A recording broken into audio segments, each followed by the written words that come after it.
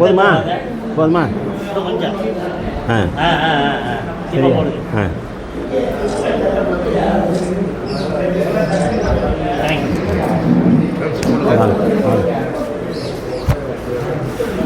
பரிசியா எல்லாரும் மரியாதை செலுத்துங்க.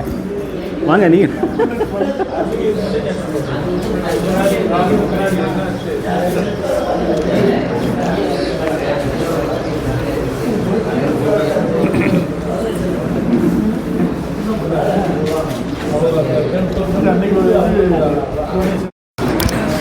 வெளியிட்டு இந்தாங்க இந்தாங்க நீங்கள் வாங்கிக்கங்க, நான் கொடுக்குறேன்.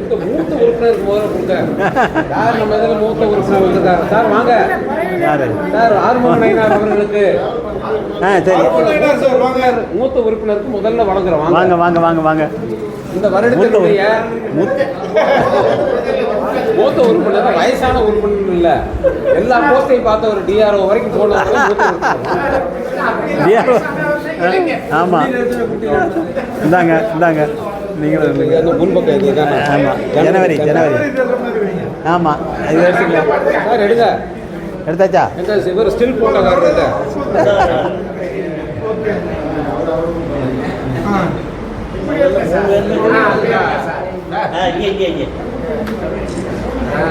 ரைட், அவருக்கு ஒரு இது கொடுத்துருங்க.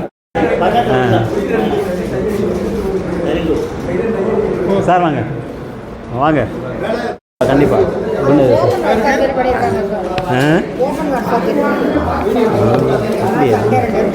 சரி சரி, போனீங்களா? போகிறீங்களா? சரி சரி.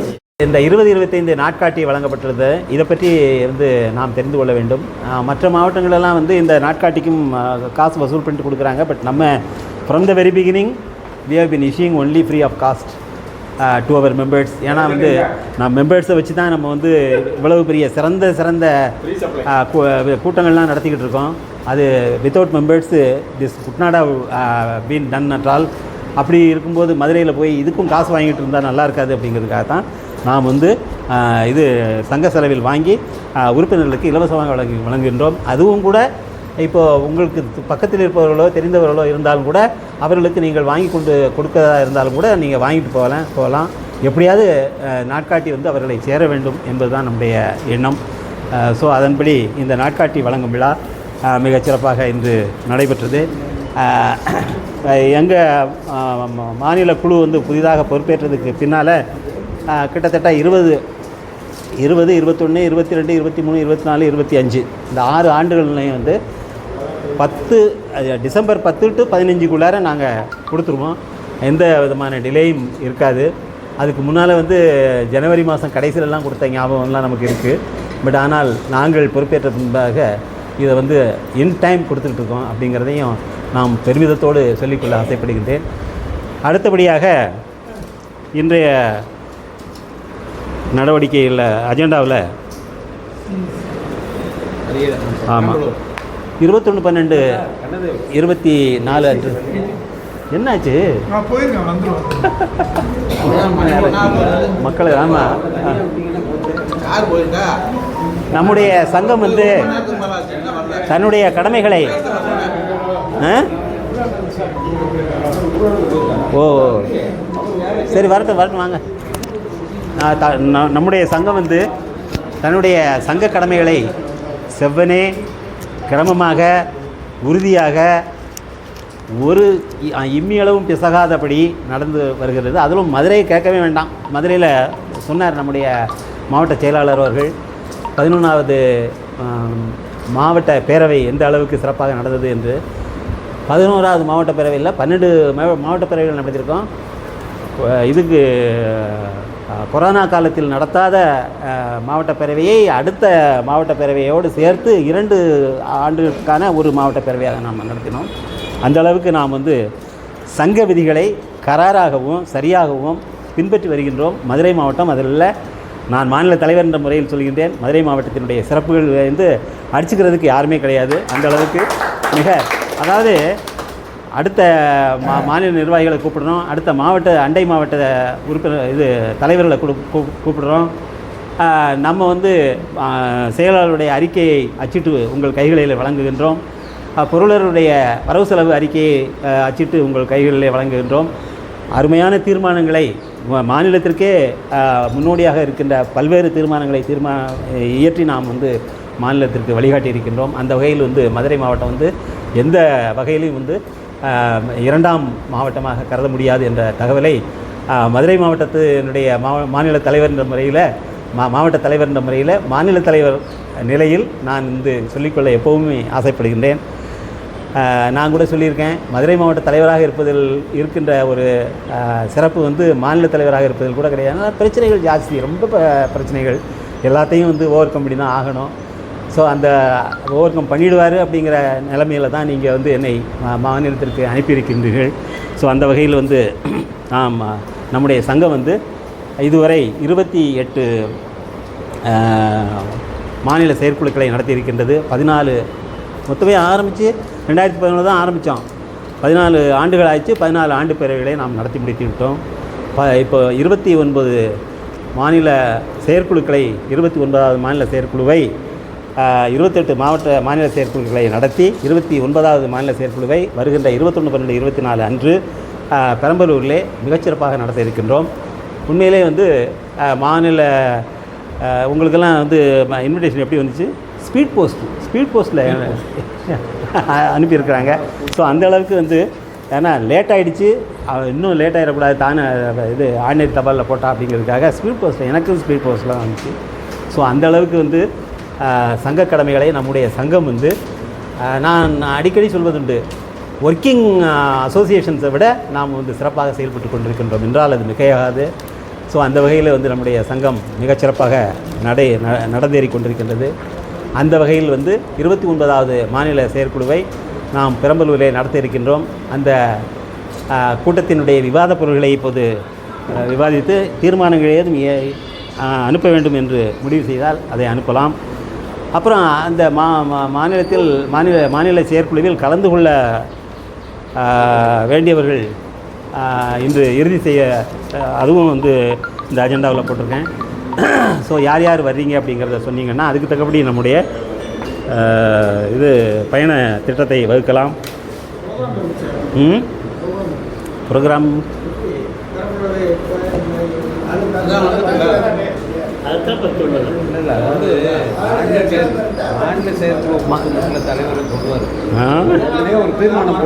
ஆமாம், மாநில செயற்குழுவை பொறுத்தவரை வந்து ஒன்லி மாவட்ட நிர்வாகிகள் அண்டு 1 or 2 மாநில செயற்குழு உறுப்பினர்கள் தான் போகிறது வழக்கம். ஸோ நிறைய கூட்டத்தை கூட்டி அவங்களுக்கு செலவு வைக்க வேண்டாம் அப்படிங்கிறதுக்காக இந்த நடவடிக்கை எடுத்திருக்கின்றோம். அதனால் வந்து நம்ம டூரை வந்து மாநில ஆண்டு பேரவையில் வைத்துக்கொள்வோம். அது எங்கே நடக்குதோ அங்கே அது நாமக்கல் நடக்கும்னு நினைக்கிறேன். ஸோ அங்கே போகும்போது இப்போது மாநில செயற்குழு உறுப்பினர்களில் வந்து யார் யார் வர்றீங்க அப்படிங்கிறத சொல்லிட்டீங்கன்னு சொன்னால் ஆமாம் அவரை இல்லை அவர் நீங்கள் சொன்ன மாதிரி இது பண்ணிடலாமா, சொல்லிடலாமா? ஏன்னா இவரும் மாநில செயலாளர், கங்காதரன் சார் இருக்கார், அவரும் மாநில செயலாளர். அவர் வந்து ஆப்ஷன் கொடுத்துருக்காரு வரேன்னு. ஆமாம், சாமி வரல இன்றைக்கி. அவர் வந்தாருன்னா இப்போ நான் வந்து இந்த தடவை உங்கள்கிட்ட லீவ் வாங்கிக்கலான்னு நினைக்கிறேன். மாநில மாவட்ட செயலாளரே அப்படி சொல்லலாமா? இல்லை, நீங்கள் தான் சார் வந்து அங்கே என்ன நடக்குதுங்கிறத பார்த்து இங்கே வந்து ரிப்போர்ட் பண்ணணும். எல்லாத்துக்கும் வழி விடணும் சார். அப்படின்னா தான் உங்களுக்கு இன்னும் அடுத்தடுத்த உறுப்பினர்களுக்கு வந்து அந்த ஈர்ப்பு வரும். எங்கே இதில் நீங்கள் இதில் வர முடியாது. என்ன கணேசன் நீங்கள் சொல்லுங்கள். நான் சொல்கிறேன், இங்கே பழைய உறுப்பினர்கள் பழைய நிர்வாகிகள் வச்சுக்கோங்களேன், உங்களுக்கு ஆட்டோமேட்டிக்காகவே ஒரு ஈர்ப்பு இருக்கும். ஆனால் புதுசாக நிர்வாகிகள் அடுத்தடுத்து போட்டுக்கிட்டு வர்ற மாதிரி இந்த உறுப்பினர்கள் புதுசாக இங்கே அனுப்பணும் சார். அதை மாதிரி அனுப்புனா தான் அவங்களுக்கு ஆர்வம் வரும்.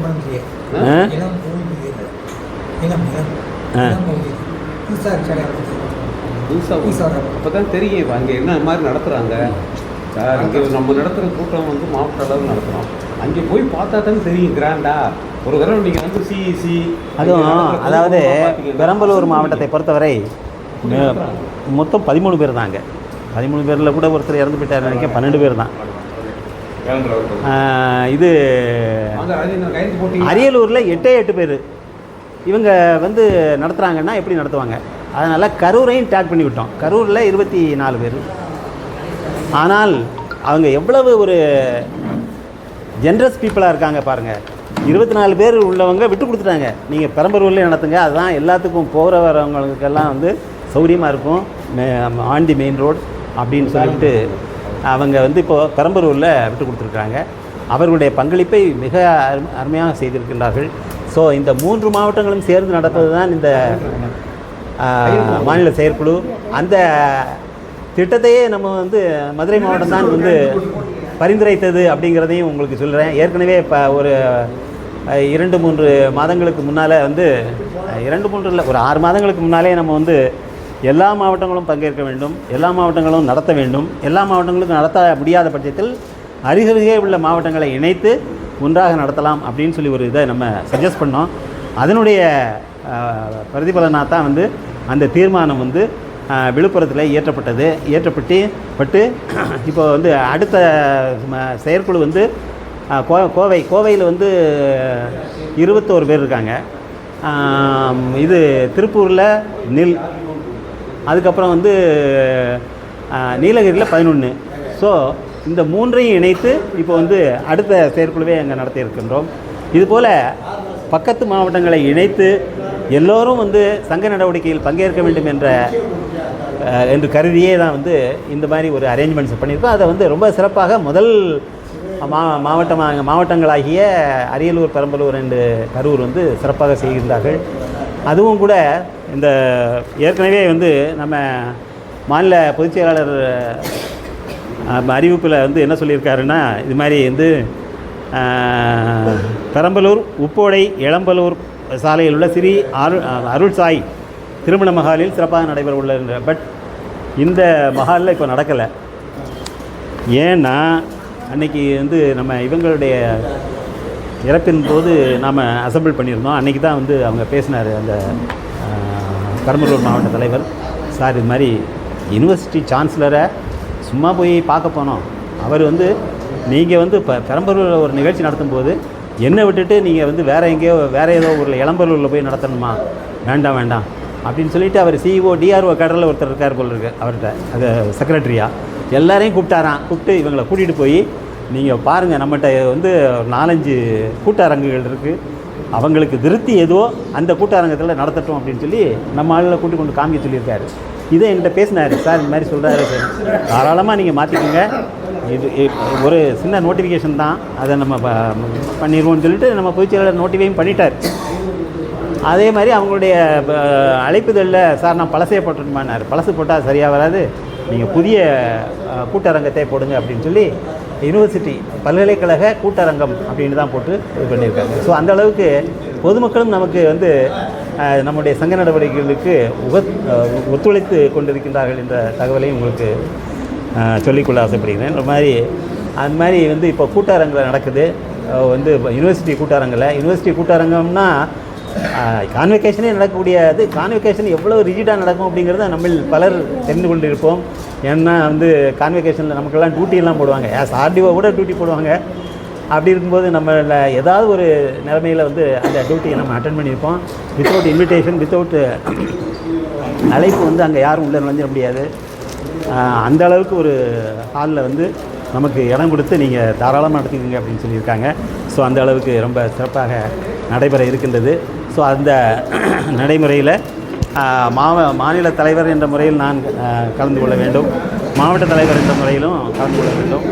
அப்புறம் நீங்கள் வரையெல்லாம் இதுக்கு பெரம்பலூர் ஆமாம் 1 சார் 2 இன்னும் ஒருத்தர் தான் வேணும். அவர் நீங்கள் வரலையா? சரி, ஆமாம். இல்லை குருசாமி வந்து அவர் விட்டுட்டு போனால் தான் சென்னைக்கு வருவார். அப்படிப்பட்ட ஆள். அப்படியா? நீங்கள் கேளுங்கப்பா, யாராவது ஒருத்தர் கேட்டால் போதும். ஆமாம், அவருக்கு வந்து தங்க முடியாது. நீங்கள் வழக்கம் போல் நீங்கள் எப்படியாவது வந்து சேர்ந்துருவீங்கள. நெக்ஸ்ட் ஓ சரி சரி. அதில் வந்து நாம் பெரம்பலூரில் வந்து 29வது மாநில செயற்குழுவை 21/12/2024 அன்று நடத்தவிருக்கின்றோம். அதற்கு நம் மாவட்டத்திலிருந்து நீன்னு நிறைய பேர் வர்றீங்க. ஆனால் வி ஹவ் ரெஸ்ட்ரிக்டட். ஏன்னா நாங்களே வந்து மாநிலத்திலேருந்து என்ன கொடுத்துருக்கோம் அப்படின்னு சொன்னால், மாவட்ட நிர்வாகிகள் 2 பேர் ப்ளஸ் வந்து மாநில நிர்வாகி யாராவது ஒருத்தர், இவ்வளோதான் கூப்பிட்ருக்கோம். மாநில செயற்குழு உறுப்பினர் என்ன இவ்வளோதான் கூப்பிட்ருக்கோம். அப்படி இருக்கும்போது நிறைய பேரை நம்ம கூட்டிகிட்டு போய் இது பண்ண வேண்டாம் அப்படிங்கிறதுனால இந்த தடவை கொஞ்சம் பொருட்படுத்திக்குங்க. அடுத்த முறை வந்து நம்ம வந்து கோயம்புத்தூர் இருக்கோம். கோயம்புத்தூர் நிச்சயமாக பார்க்க வேண்டிய இடங்கள் நிறைய இருக்குது. இது நம்ம போன இடங்கள் தான். அந்த பெரம்பலூருங்கிறது வந்து திருச்சி தாண்டி தானே. ஸோ அதனால் அடுத்ததில் வந்து நிறைவான நபர்களோட கலந்துக்கலாம். அந்த வகையில் வந்து இன்றைக்கு வருகிற 21/12/2024 மாநில செயற்குழுவுக்கு நானும் நம்முடைய பொருளாளரும் மாவட்ட நிர்வாகிகள் என்ற நிலையிலும், மாநில செயற்குழு உறுப்பினர் என்ற நிலையில் நம்முடைய ராமானுஜம் அவர்களும் குருசாமி அவர்களும் வந்து ஒரு ஓவர் சொல்லிட்டார். அவர் வந்து ஸ்டாண்டிங் இன்ஸ்ட்ரக்ஷன் கொடுத்துருக்காரு, எப்போ போனாலும் என்னை வந்து விட்டுறாதீங்க அப்படின்னு சொல்லி. ஸோ அதனால் பட் அடுத்த தடவை மாற்றணும். இப்போ அவர் இருக்காரு. யாருமே வரலைன்னு சொன்ன திருவள்ளூருக்கு அவர் வந்தார், யாருமே வரலைன்னு சொன்ன வேலூருக்கு அவர் வந்தார். அதாவது irrespective of the distance, irrespective of the cost, அவர் வந்துடுறாரு. அப்படிங்கும்போது அவரை நம்ம முன்னிலை படித்தாங்க. மாநில செயற்குழு உறுப்பினர் இவர் தப்பிக்கிறதுக்காக எப்படியெல்லாம் சொல்கிறாரு பாருங்க. நானே அதுதான் உடல்நிலை கொஞ்சம் அந்த சரி பிடிச்சது பிரச்சனையாக இருக்குது. அதனால் ஏன்னா நம்ம இந்த சங்கத்தில் வந்து முதல்ல வந்து நம்முடைய சொந்த நலன் தான் முக்கியம், அதுக்கப்புறம் தான் மற்றதெல்லாம். ஸோ அந்த வகையில் வந்து அவருக்கு இந்த தடவை லீவு கொடுத்துருவோம். இப்போ அந்த கூட்டத்தில் என்னென்ன விவாதிக்கப்பட வேண்டும் அப்படின்னு சொல்லிட்டு நம்ம மாநில பொதுச் செயலாளர் சொல்லியிருக்காரு. அதில் வந்து வணக்கம், நமது சங்கத்தின் 29வது மாநில செயற்குழு கூட்டம் 21/2/2024 சனிக்கிழமை காலை 10 மணிக்கு மாநில தலைவர் திரு எஸ். மூக்கையா அவர்கள் தலைமையில் பெரம்பலூர் உப்போடை இளம்பலூர் சாலையில் அப்படின்னு சொல்லியிருக்காரு. அது வந்து இப்போதைக்கு பெரம்பலூர் தனலட்சுமி சீனிவாசன் பல்கலைக்கழகத்தினுடைய கூட்டரங்கள் அப்படின்னு சொல்லிட்டு நடைபெறும் அப்படின்னு மாற்றிக்க சொல்லி அவரே நோட்டிஃபை பண்ணிட்டாரு. உங்கள் இன்விடேஷன், உங்களுக்கு கொடுத்துருக்க இன்விடேஷன்லேயும் அந்த இது நோட்டிஃபிகேஷன் ஆகிடுச்சு. அக்கூட்டத்தில் கீழ்காணும் பொருட்கள் குறித்து விவாதிக்கப்பட உள்ளது. 1 சங்க வளர்ச்சி. இப்போ சங்க வளர்ச்சியை பொறுத்தவரை நம்முடைய மாவட்டத்தில் வந்து ரொம்ப நாளுக்கு அப்புறம் பார்த்திங்கன்னா ஒரு ஸ்டாட்டிக் நிலைமை இருக்குது. ஆனால் இன்னும் சேர வேண்டியவர்கள் நிறைய இருக்காங்க. இதுக்கு பொறுப்பாளர் வந்து நம்முடைய மாவட்ட செயலாளர். இந்த மாவட்ட செயலாளர் என்ன காண்டாக்ட் பண்ணாரா என்ன அப்படிங்கிறத அவர் விளக்கணும்னு கேட்டுக்கிறேன். தலைவர் பட்டியலில் வந்து 4 பேர் இருந்தாங்க. 4 பேரில் வந்து ஒரு மேடம் வந்து சேர்ந்தாங்க. அவங்க வந்து உறுப்பினர் ஐ விஜயா. ஆமாம், ஐ விஜயா. அதுக்கப்புறம் வந்து இன்னொரு மேடம் சாந்தி. அவங்க வந்து நம்பர்லாம் ட்ரை பண்ணி நம்ம உறுப்பினர்களை வச்சு வாங்கி கான்டாக்ட் பண்ண ரெஸ்பான்ஸ் 2-3 தடவை. ஆனால் அதுக்கப்புறம் வந்து வேணும்னு ஒருத்தரும், இன்னொருத்தர் வந்து நம்ம இது தேனியில் இருக்கக்கூடியவர், அவங்க 2 பேருமே வந்து என்கிட்ட வர்றேன்னு சொன்னாங்க. அவங்க ஒவ்வொரு மீட்டிங்கும் அவங்களுக்கு அனுப்பிட்டு தான் இருக்கேன். நான் மீட்டிங் அனுப்பினால் இல்லை, ஆனால் இது வரைக்கும் வரமாட்டேங்கிறாங்க. ஆனால் they are willing to join with us. ஆமாம், இருந்தாலும் அவங்களை கூட ஒரு தடவை ஃபோனில் பண்ணி நேரடியாக தலைவரையும் பேச வைக்க போகிறேன். எப்படியாவது அவங்கள நான் நிறைய பேர்கிட்ட பேச வேண்டிய இருக்குது அப்படிங்கிறதுனால தான் அதை பொறுப்பு உங்கள்கிட்ட கொடுத்தேன். ஓகே, நான் பேசிடுறேன். அப்புறம் நல்ல வர்றேன்னு தான் சொல்கிறாங்க. சங்க நடவடிக்கைகளை பொறுத்தவரை வந்து மாநில சங்கம் எந்த சங்க நடவடிக்கையிலிருந்தும் வலுவாது தன்னுடைய கடமைகளை 14 மாநில ஆண்டு பேரவைகளை நடத்தியும் 28 மாநில செயற்குழுக்களை நடத்தியும் தன்னுடைய கடமையை செவ்வனே செய்து வருகிறது. அதனால் அங்கே நடவடிக்கைகளில் வந்து எந்த விதமான தொய்வும் கிடையாது. சங்க நடவடிக்கைகளை பொறுத்தவரை அதில் உள்ள நடவடிக்கைகளில் முக்கியமானது வந்து நம்ம சங்கம் எழுந்ததற்கு காரணமே ஊதிய முரண்பாடு. உங்களுக்கெல்லாம் தெரியும். மாவட்ட வருவாய் அலுவலர்களுக்கும் இது துணை ஆட்சியர்களுக்குமான இது ஊதிய முரண்பாடு. அந்த முரண்பாடு தொடர்பாக 3 குழுக்கள் இந்த மாநில அரசால் அமைக்கப்பட்டன. 3 குழுக்களிலுமே நம்முடைய வாதங்களை ஸ்டவுட்டாக வைத்து பார்த்தும் கூட இறுதியாக வந்து எந்த ஆணையும் இந்த அரசு பிறப்பிக்கவில்லை என்ற காரணத்தினால் இப்போது 4 நீதி பேராணை மனுக்கள் ரிட்டு போட வேண்டும் என்று முடிவு செய்து 4 மனுக்கள் 3 வந்து டிஆர்ஓக்கும் 1 துணை ஆட்சியருக்கும் 4 மனுக்கள் போட்டு அதில் இதுவரை வந்து ஒரே ஒரு மனுவுக்கு 23/666/2023 என்ற ரிட் மனுவுக்கு மாத்திரம் வந்து அரசு கவுண்டர் அஃபிடவிட் கொடுத்துருக்கு. அந்த கவுண்டர் அஃபிடவிட்டை தான் கொஞ்சம் நேரத்துக்கு முன்னால் கூட நான் பேசும்போது உங்கள்கிட்ட சொன்னேன். அந்த கவுண்டர் அஃபிடவிட்டில் நிறைய வந்து சொல்லியிருக்காங்க. அதை மறுக்கும் வகையில் நம்முடைய இதை ரீசன்ஸை வந்து ஸ்டாண்ட் பண்ணுற வகையில் நாங்கள் ரிஜாயிண்டர் வந்து தயார் பண்ணிக்கிட்டு இருக்கோம். ஸோ நிச்சயமாக அதை நம்ம ரிஜாயிண்டர் வந்து தகுந்த காரணங்களின் அடிப்படையில் தயார் செய்து வாதிட்டு நிச்சயமாக வெல்வோம் என்று தெரிவித்துக் கொள்கின்றேன். மற்ற 3 இதை பொறுத்தவரை நானும் சென்ற புதன்கிழமை என்று நானும் திருச்சி மாவட்ட தலைவர் திரு சண்முகநாதன், நம்முடைய மாவட்ட துணைத் தலைவர் திரு ராஜா மதிவாணன் அவர்கள், அப்புறம் வந்து நம்முடைய மாநில துணைத் தலைவர் திரு பாலசுப்ரமணியம் 4 பேரும் சென்று வக்கீலே பார்த்தோம். வக்கீல் பார்க்கும்போது அவர் என்ன சொல்கிறாருன்னா, லிஸ்ட்டுக்கு வந்தால் நான் வாதாடுறேன் அப்படின்னு சொல்கிறாரு. பட் லிஸ்ட்டுக்கு வர்றதுக்கான இதுகளை வந்து எதுவுமே அவர் செய்கிற மாதிரி தெரியல. நம்முடைய தோழர் ராஜேந்திரன் மூலம் லிஸ்ட்டுக்கு கொண்டு வர்றதுக்கு நீங்கள் என்ன பண்ணணுமோ அதை பண்ணுங்க அப்படின்னு சொல்லிட்டு வந்திருக்கோம். அதற்கிடையில் வந்து அரசாங்கத்திலிருந்து கவுண்டரை விட்டு தயார் பண்ணி வர வேண்டும். அதை நாம் பெருஸ் பண்ணிவிட்டு ரிஜாயிண்டர் ஏதாவது போடணுமா அப்படிங்கிறத யோசனை பண்ணி அதையும் போட்டு நம்முடைய வழக்குகளில் வந்து வாதாடி வெல்வோம் என்று தகவலை தெரிவித்துக் கொள்கின்றேன். யார்? அதான் சொல்கிறேன். அதான் லிஸ்ட்டில் கொண்டு வர்றதுக்கு தான் இவர் வக்கீல் வந்து நம்மளாம் ஒன்றும் பண்ண முடியாது சார், அவங்களா பண்ண முடியாதுன்னா போய் கொண்டு வரலங்கிறது வழிமுறையெல்லாம் கவுண்டர் இத்தனாம் தேதிக்குள்ள ஃபைல் பண்ணணும்னு பின் பண்ணலாம் சார். அதுதான் ஒரு வக்கீல் வாதாடுறோம். இல்லை அதுதான் நம்ம இப்போ செய்யணும். நெருக்கடிகள் கொடுக்கணும் அரசாங்கத்துக்கு நெருக்கடிகள். ஆமாம் அது மாதிரி ஏதாவது எக்ஸ்டர்னல் நெருக்கடிகள் மூலம் வந்து இந்த அரசை வந்து கவுண்டர் அஃபிடவிட் ஃபைல் பண்ண சொல்லி அதை வாதாடி நம்ம வெல்வதற்கான வாய்ப்புகள் நிறையவே இருக்கின்றன. ஸோ அந்த வகையில் வந்து நம்முடைய முக்கியமான பிரதான கோரிக்கைகள் நடந்து கொண்டிருக்கின்றன. அதுக்கப்புறம் தலைவர் சொன்னது இன்னும் 4 பேர் இருக்காங்க, அதனால அவங்களுக்கு கொடுத்தோம், நீங்கள் 400 பேர் இருக்கீங்க கொடுக்க முடியாதுன்னு சொன்னால் இட் இஸ் நாட் கரெக்ட் இருக்குது. அது சரி, அது நம்ம ரிஜாயிண்டரில் சொல்லணும் சார். சார் ரிஜாயிண்டரில் சொல்கிறது இல்லை, ஒரு கோர்ட்டுக்கு தெரியாது அது எத்தனை பேர் இருந்தாலும் இது வாட் இஸ் அது கிடைக்கணும். ஜஸ்டிஸ் வேணும். ஜஸ்டிஸ் ரெயின்ஸ் சுப்ரீம் தானே நம்ம போகிறோம். ஆமாம், ஆனால் 4 பேருக்கு நான் கொடுத்தேன், நான் 400 பேர் இல்லை. அது எதுக்காக சொல்கிறேன்னா, அதாவது நிறைய கேஸுகளில் வந்து அரசாங்கத்தினுடைய நிதி நிலைமையும் யோசிக்கிறது இந்த அரசாங்கம். நீதி இப்போ அவர் சொன்ன மாதிரி வந்து சார் சொன்னார் இல்லையா, இல்லை 33 டிஸ்கஸ் பண்ணவே முடியாது. ஏன் நீங்கள் போனதுக்கே டிஸ்கஸ் பண்ணானா அவன் ஜஸ்டிஸ் கொடுக்க முடியாது சார்.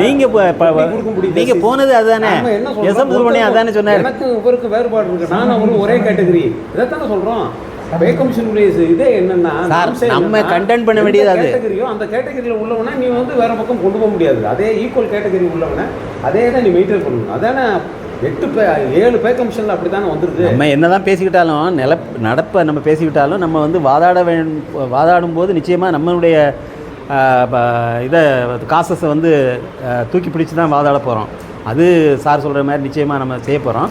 பட் ஆனால் உள்ள நிலைமையே என்ன அப்படிங்கிறத உங்களுக்கு தெரியப்படுத்தும் போது நானும் பழைய தலைவர் இருக்கணும். அப்போ எஸ்எம் சுப்ரமணியம் ஜட்ஜு வந்து அதாவது இப்போ டிஆர்ஓஸு டிப்டி கலெக்டர்ஸ் எல்லாம் தேர் வெல்லாப்புன்னு சொன்னேன். அந்த அது மட்டும் இல்லை, எல்லாம் சொல்கிறதுக்கு ஒரு ஜட்ஜுக்கு என்ன தைரியம் இருக்குது சொல்லக்கூடாதுல்ல.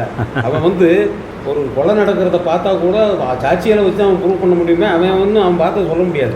இதுதானே உண்மை. அப்படி இருக்கும்போது அந்த ஓப்பன் கோர்ட்டில் சொல்கிறான் சார். எஸ்எம் சுப்ரமணியம் வேலையாக தான் சொல்லிங்கன்னா நமக்கு ஜட்ஜு இது அட்வொகேட் ஒரு ஒன்றும் பேச முடியாதுங்கிறாரு. அவன் ஒரு தூரம் எடுத்துக்கிறாரு. பெரிய என்ன சொல்ல முடியும். நல்ல வேலை வந்து இந்த கோர்ட்டுக்கு வர விட மாட்டேங்கிறார்.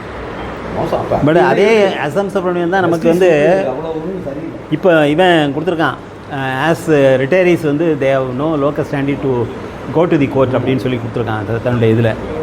அதுக்கு we can show many examples. எத்தனை பேர் வந்து சென்ட்ரல் கவர்மெண்ட்டில் வந்து முக்கியமாக வந்து ஓய்வூதியர்கள் வழக்காடு மன்றம் போய் ஜெயிச்சு நிறைய கோரிக்கைகளை வென்றிருக்காங்க, அதை நம்ம சொல்ல முடியும்.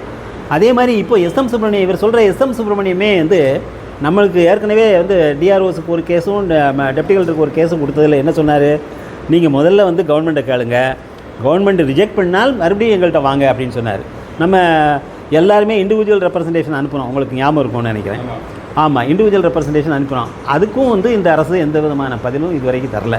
ஸோ நமக்கு வந்து வழக்காடு மன்றம் செல்வதை தவிர வேறு வழி இல்லை அப்படிங்கிற முடிவுக்கு வந்து தான் இப்போ இந்த 4 வழக்குகளை நம்ம இது பண்ணியிருக்கோம். நிச்சயமாக வந்து அதை ஜெயிப்பதற்கான இது வாதங்கள் எதுவோ அதை முன்வைத்து நிச்சயமாக நம்ம ஜெயிக்கலாம் அப்படின்னு நினைக்கிறேன். ஸோ இந்த வகையில் வந்து இந்த நம்ம நடவடிக்கைகள் சென்று கொண்டிருக்கின்றன. அது ஊதிய முரண்பாடு களைவு தொடர்பாக ரைட்டு. நிலுவையில் உள்ள ஒழுங்கு நடவடிக்கைகள் கிட்டத்தட்ட வந்து 100கணக்கான ஒழுங்கு நடவடிக்கைகள் நிலுவையில் இருந்தது. அதை நாம் வந்து மறுபடியும் அதாவது ஒரு 2 மாதத்துக்கு ஒருக்க வந்து ரிமைண்டர் அனுப்பிக்கிட்டே இருப்போம். ஒரு 3 மாதம் 4 மாதத்துக்கு அப்புறம் நேர ஆட்கள் போய் இது பண்ணாங்க. இதனால் வந்து கிட்டத்தட்ட ஒரு 50லேருந்து 60 ஒழுங்கு நடவடிக்கைகளை இது பண்ணிட்டோம். இன்னும் இந்த 20 அல்லது 25 ஒழுங்கு நடவடிக்கைகள் இருக்கின்றன. இன்னும் புது கேசஸும் வேறு வந்திருக்கு. ஸோ இதெல்லாம் வந்து நான் வந்து டைம் கேட்டிருக்கேன். இது மாதிரி நாங்கள் அதுவும் அந்த இதெல்லாம் முடிஞ்சு போச்சு. ஏன்னா வந்து செகண்ட் வீக் ஆஃப் டிசம்பரில் வந்து நீங்கள் டைம் கொடுங்க, நாங்கள் we want to see you, meet you and discuss with you regarding the disciplinary cases அப்படின்னு சொல்லி. ஏன்னா அமுதாங்கிறவங்களும் புதுசாக ஜாயின் பண்ணியிருக்காங்க, ராஜேஷ் லக்கானியும் சிஆர்ஏ புதுசாக ஜாயின் பண்ணியிருக்காரு.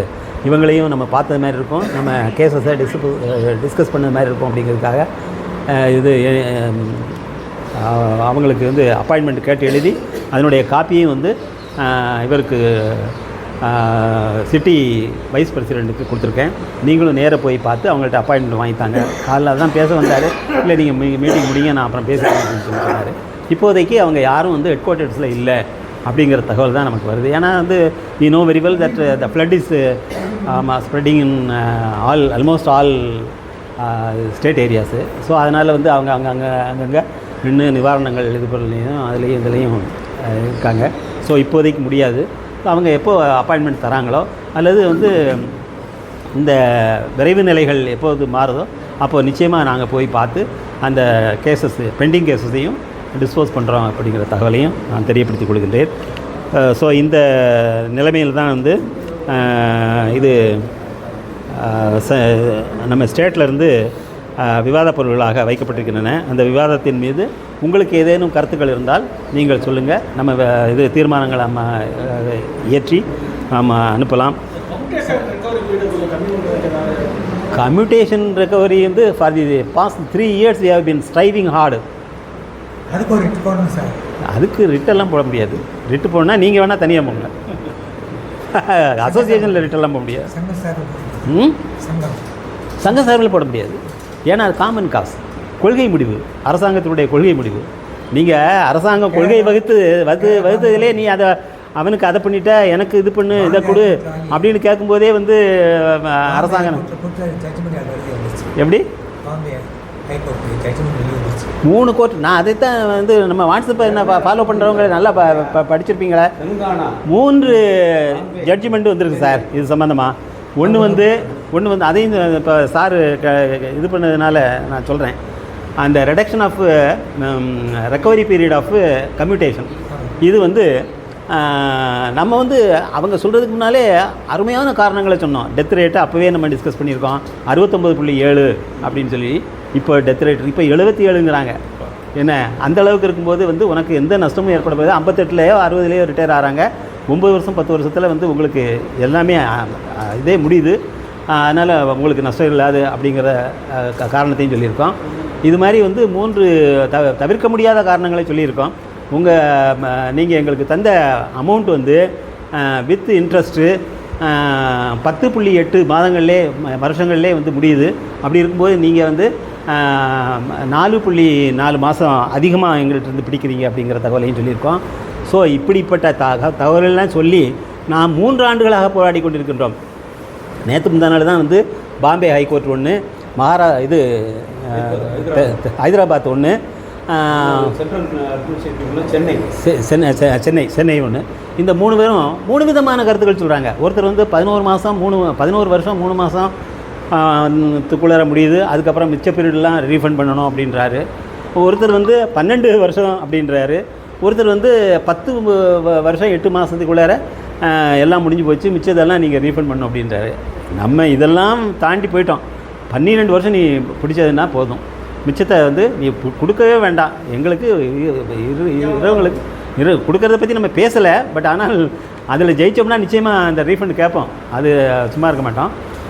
இனிமேல் உள்ளவங்களுக்காவது வந்து நம்ம வந்து அந்த 12 வருஷத்தோடு முடியுமே அப்படிங்கிறதுக்காக 3 வருடங்களாக போராடி கொண்டிருக்கோம். அது வந்து நம்ம வந்து வாட்ஸ்அப்பில் என்னுடைய பதிவுகளை பார்த்துருப்பீங்க. ரீசெண்டாக 28/10/24 அன்று லேட்டஸ்ட்டு ரிமைண்டர் கூட நான் அனுப்பிச்சிருக்கேன். ஸோ நம்ம மாநில மையம் வந்து எல்லா பொது கோரிக்கைகளிலும் வந்து நடவடிக்கை எடுத்துக்கொண்டு வருகிறது என்ற தகவலுக்காக இதை உங்களுக்கு தெரியப்படுத்திக் கொள்கிறேன். அந்த வகையில் வந்து நாம் வந்து பொது கோரிக்கைகள் எதுவானாலும், இது மட்டும் இல்லை, எல்லாத்துக்கும் வந்து இது கொடுக்கணும் அப்படின்னா அதுக்கும் வந்து, அதாவது பழைய ஓய்வூதிய திட்டத்தை மீண்டும் கொண்டு வர வேண்டும், புதிய ஓய்வூதிய திட்டத்தை ரத்து செய்ய வேண்டும் அப்படிங்கிறதும் கொடுத்துருக்கோம்.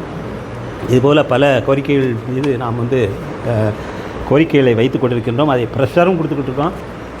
ஸோ அந்த வகையில் வந்து நாம் சரியான திசைகளில் நடவடிக்கை எடுத்துக்கொண்டிருக்கின்றோம் என்ற தகவலை சொல்லி இதுகாரும் வந்து பொறுமையாக கேட்டுக்கொண்டிருந்தவங்களுக்கு நன்றி கூறி விடைபெறுகிறேன். நன்றி, வணக்கம். நல்லது சார். வருகை புரிந்த அனைவருக்கும் வணக்கம். மாவட்ட மாநில பொறுப்பில் உள்ள அனைவருக்கும் வணக்கம். வந்திருக்கும் நண்பர்களுக்கு அனைவருக்கும் வணக்கம். அதாவது எல்லோரும் பென்ஷன் வாங்கிட்டோம். பென்ஷனுக்கு ப்ரப்போசல் போடுறது யாராவது வந்து நம்மளோட ஒய்ஃபோடதையோ இல்லை குழந்தைகளோடதையோ ஏஜ் போட்டிருக்கா, சரியாக போட்டிருக்காங்கிறத யாரும் நோட் பண்ணுறதில்ல. ஏஜ் போட்டிருக்கோம், டேட் ஆஃப் பர்த் இருக்காங்கிறத யாரும் நோட் பண்ணுறதில்ல. சமீபத்தில் ஒருத்தர் கிளப்பி விட்டார். சேலையூர் கிளையிலிருந்து, ஆர்ஒய கிளையிலிருந்து சுப்பிரமணியம்னு ஒரு பேர். அவர் என்ன சொன்னார், ஒய்ஃபோட, அதாவது ஸ்பவுஸு, கணவர் கவர்மெண்ட் சர்வெண்ட்டாக இருந்தால் அவர் ஒய்ஃபு, இல்லை ஒய்ஃபு கவர்மெண்ட் சர்வெண்ட்டாக இருந்தால் அவர் வேலை இல்லாமல் இருந்தார்னு சொன்னால் அவரோட ஏஜ், இதை வந்து டேட் ஆஃப் பர்த் போட்டிருக்கணும். போடலைங்கிறவங்களேன் கடைசியில் வந்து இந்த ஒருவேளை அவர் இறந்துடுறார், 8 இயர்ஸ் ஆகுது பார்த்தீங்களா, அப்போ போய் நிற்கிற போது ஸ்பவுஸுக்காரங்க போய் நிற்கிற போது அவங்க ட்ரெஷரில் என்ன சொல்கிறாங்களா, உங்கள்ட்ட டேட் ஆஃப் பர்த் போடலை அப்படின்னு சொல்கிறாங்களாம். இதை சொன்ன உடனே நம்ம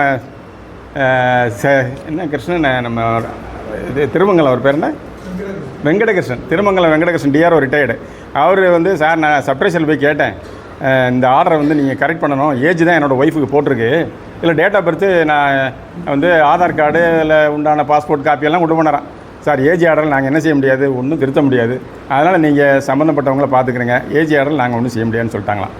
இது என்னென்னு கேட்டால், நம்மளே சிலர் வந்து இப்போ டிஸ்கஸ் பண்ணுறப்போ கமர்ஷியல் டேக்ஸ் ஆஃபீஸர் ஒருத்தர் வந்து ரிட்டையர் ஆனவர் சந்திரமோகன் சார் வந்திருக்கிறார். சந்திரமோகன் சார் வணக்கம். உங்களை தான் ஒரு கோட் பண்ண வேண்டியிருக்கு. சாரோட மிஸ்ஸஸ் பேர் ஏஜ் நோட் பண்ணாமல் இருந்துச்சு ஏஜ் ஆர்டரில். அதை வந்து அவங்க என்ன பண்ணிட்டாங்களாமா, யார் பென்ஷன் ரெக்கமெண்டிங் அத்தாரிட்டியோ அவங்க மூலம் நீங்கள் ஏற்கனவே ப்ரப்போசல், நம்ம இப்போ கலெக்டராக தாசில்தாராக இருந்தால் யார் மூலம் போகும் சார், இப்போ ஏஜிக்கு கலெக்டர் மூலம் போகும் இல்லைங்களா, அந்த மாதிரி எந்த டிபார்ட்மெண்ட்டாக இருந்தாலும் யார் மூலம் பென்ஷன் ப்ரப்போசல் போச்சோ அவங்க மூலமாக, நீங்கள் உட்காருங்க சார், அவங்க மூலமாக இந்த ப்ரப்போசல் அனுப்புங்க. நம்ம ஆஃபீஸிலே, நம்ம ஆர்வய சங்கத்திலே சார் சந்திரமோகன் சாருக்கு அவர் மிஸ்ஸஸுக்கு போடாமல் இருந்ததை நாங்கள் இந்த மாதிரி கண்டுபிடிச்சி, பிறகு ஆதார் கார்டு சில சான்றிதழ்லாம் இருக்கும்ல, ஸ்கூல் சர்டிஃபிகேட், அது இதெல்லாம் வாங்கி அனுப்பிச்சோம், த்ரூ கலெக்டர் தான் அனுப்பிச்சோம், ஏஜி சாங்ஷன் பண்ணிட்டாரு. அதனால் அந்த டேட் ஆஃப் பர்த் போடலை அப்படிங்கிற, நம்ம வந்து போய் ஒரு நிமிஷம் தான் பிபிஓ பார்க்க போகிறோம். இது வந்து ரொம்ப இது சாதாரணமான விஷயமே, எப்போ வேணாலும் பார்த்துக்கலாங்கிறது இல்லை. யாருக்கு என்ன நிலை எப்படிங்கிறது சொல்ல முடியாது இல்லைங்களா.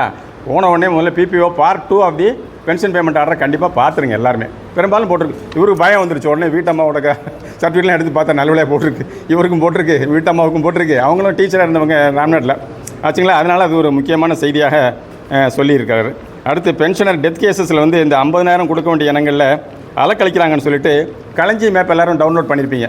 எல்லோரும் வந்து அது பேர் என்ன, மஸ்டரிங் வந்து களஞ்சி மேப்பில் இப்போ பண்ணிகிட்ருக்கீங்களே, நம்ம இங்கே வர வேண்டிய தேவையில்லை, சிலருக்கு கன்ஃபர்மேஷனுக்காக நம்ம இங்கே வரணும் அப்படிங்கிறவங்க வந்து மன திருப்திக்காக பிபிஓ கொண்டு வந்து சீல் அடித்து வாங்கிக்கிறாங்க.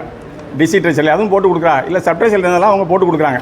எங்கே பென்ஷன் உங்களுக்கு சாங்ஷனிங் அந்த ஆகியிருக்கோ அந்த சப்ட்ரைசரியில் போய் நேரடியாகவும் வாங்கிக்கலாம், பிபிஓவில் நம்ம சீல் வாங்கிக்கலாம் மஸ்டர்டுன்னு.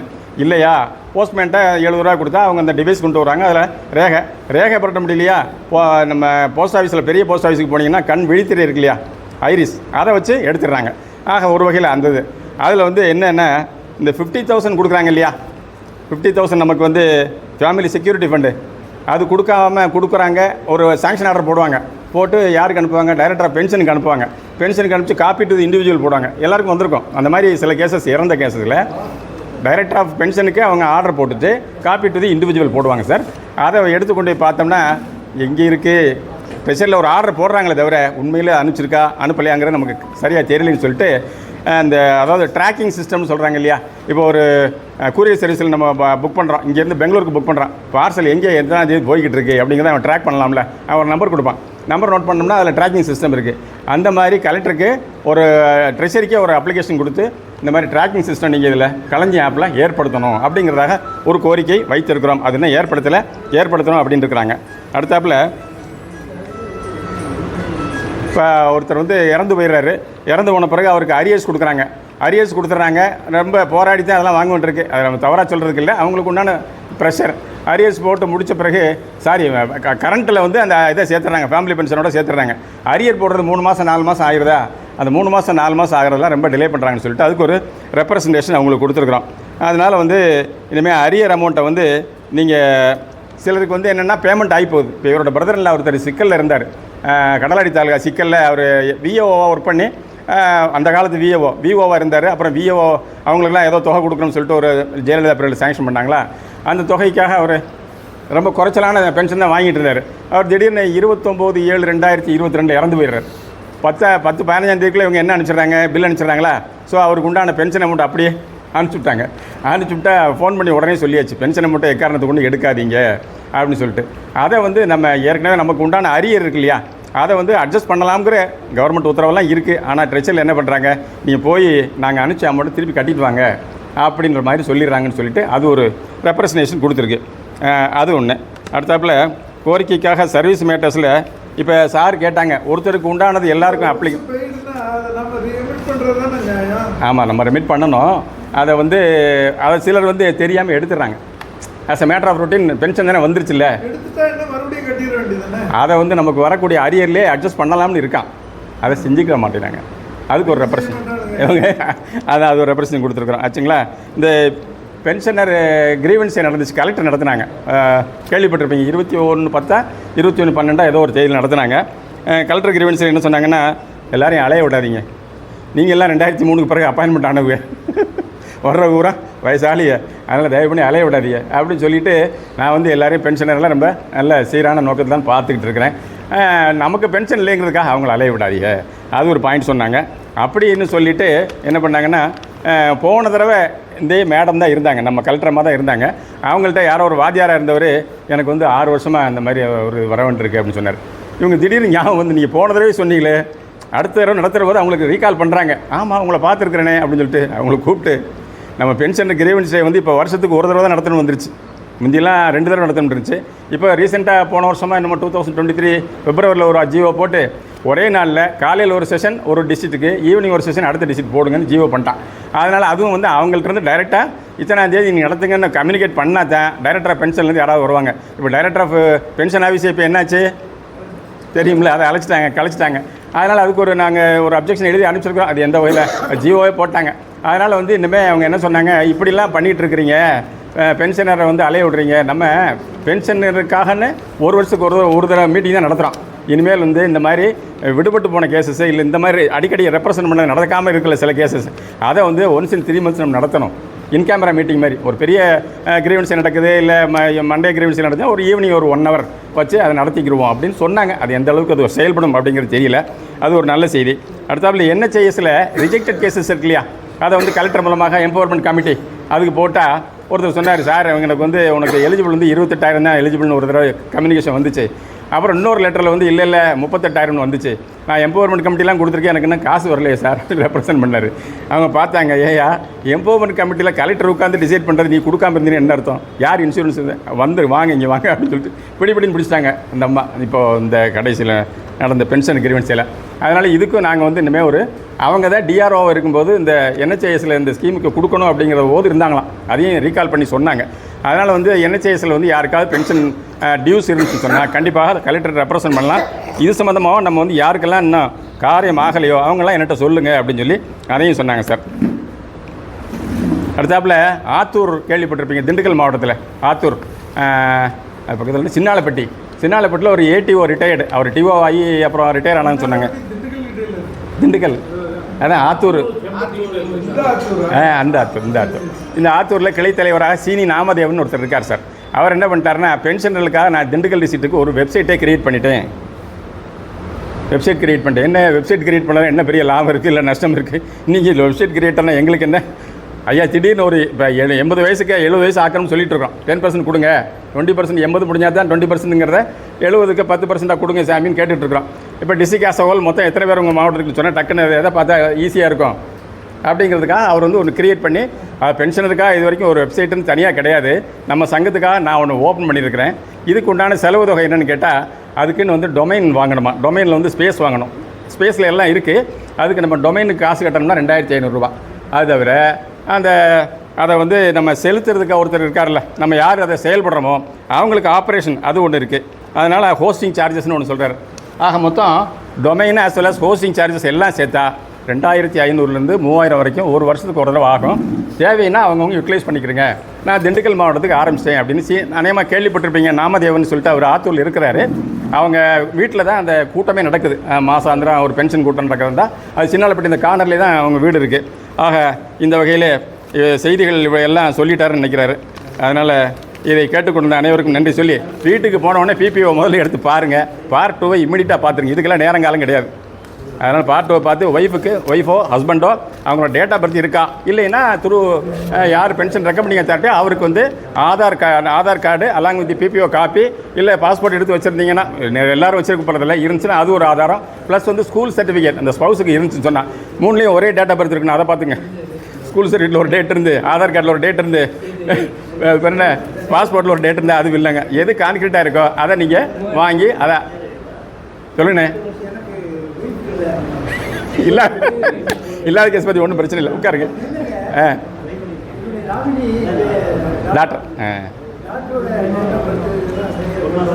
அது தேவையில்லை. டாக்டருக்கு வந்து ஸ்பௌஸுக்கு தான் சொல்லியிருக்காங்க தவிர டாக்டருக்கு அது தேவையில்லை. இப்போ இவருக்குமே டாக்டர் எல்லாம் பென்ஷன் வாங்குறப்போ டாக்டர் சன்லாம் போட்டிருந்தாங்க. யாருக்கு தான் எலிஜிபிள் வரும்?